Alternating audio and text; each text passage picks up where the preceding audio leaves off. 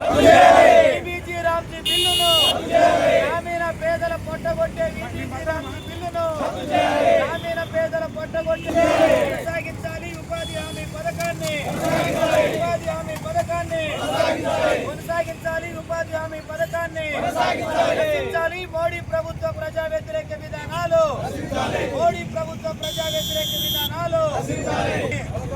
ఉపాధి హామీ పథకాన్ని కొనసాగించాలి. ఉపాధి హామీ పథకాన్ని గ్రామీణ పేదల పొట్టగొట్టే వీబీజీ రామ్జీ బిల్లును కేంద్ర ప్రభుత్వము పార్లమెంట్లో గ్రామీణ ఉపాధి హామీ పథకం స్థానంలో కొత్తగా వీబీజీ రామ్జీ పేరుతోటి దాన్ని సవర్ణ పేరుతోటి తీసుకొచ్చారు.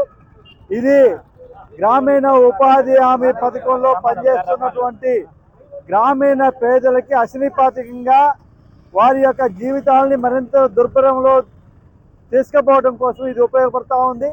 కాబట్టి ఇటువంటి చట్టాన్ని తక్షణం రద్దు చేయాలని ఇవాళ వామపక్ష పార్టీలు డిమాండ్ చేస్తూ ఉన్నాయి. ప్రధానంగా 2005లో ఆనాడు మహాత్మా గాంధీ ఎన్ఆర్జీఎస్ పేరుతోటి ఈ పథకం ప్రారంభించి సంవత్సరానికి 100 రోజుల పని, రోజుకి 100 రూపాయల పని చొప్పున ఆ రోజు పథకాన్ని ప్రారంభించారు. అట్లా 100 రోజులు పని కల్పించాల్సినటువంటి పథకాన్ని ఈరోజు 50 రోజులకు కుదించినటువంటి పరిస్థితి మనం చూస్తూ ఉన్నాం.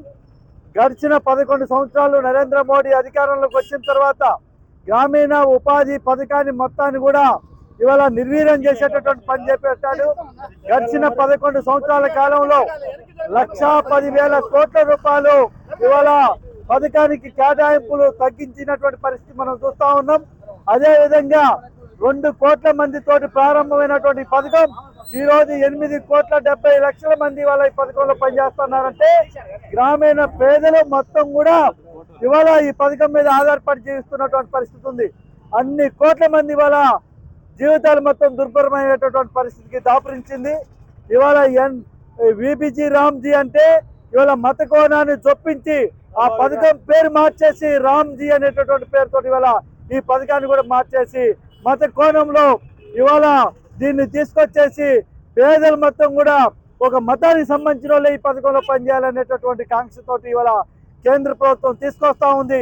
ఇటువంటి మత ప్రాతిపదికన వచ్చేటటువంటి పథకాలు అదేవిధంగా పేదలకి దూరం చేసేటటువంటి ఈ పథకాన్ని తక్షణం రద్దు చేసేసి పాత పద్ధతిలోనే మహాత్మా గాంధీ గ్రామీణ ఉపాధి హామీ పథకాన్ని కట్టుదిట్టం చేసి దానికి కావాల్సినటువంటి నిధులు కేటాయించాలని చెప్పేసి ఇవాళ వామపక్ష పార్టీలు దేశవ్యాప్తంగా దీన్ని డిమాండ్ చేస్తూ ఈ నిరసన కార్యక్రమంలో పిలుపునివ్వడం జరిగింది. పాల్గొన్న వామపక్షాల ఆధ్వర్యంలో కేంద్ర ప్రభుత్వం ఉన్న పార్లమెంట్లో పెట్టిన వ్యవసాయ కూలీల బీబీ బిల్లుని రద్దు చేయాలని వాళ్ళ తెలంగాణ రాష్ట్ర వ్యాప్తంగా వామపక్షాల ఆధ్వర్యంలో నిరసన తెలియజేస్తూ బిల్లుకు సంబంధించిన జీవో కాపీలని రద్దు చేయడం జరుగుతూ ఉంది.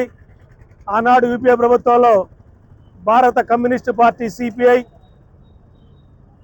ఎంపీ గురుదాస్ గుప్తా గారు యూపీ ప్రభుత్వంలో వామపక్షాల తరఫున మాట్లాడి ఆనాడు వ్యవసాయ కూలీలకు కానీ ఉపాధి హామీ పథకం కానీ ఆనాడు సాధించిన ఘనత వామపక్ష పార్టీలది.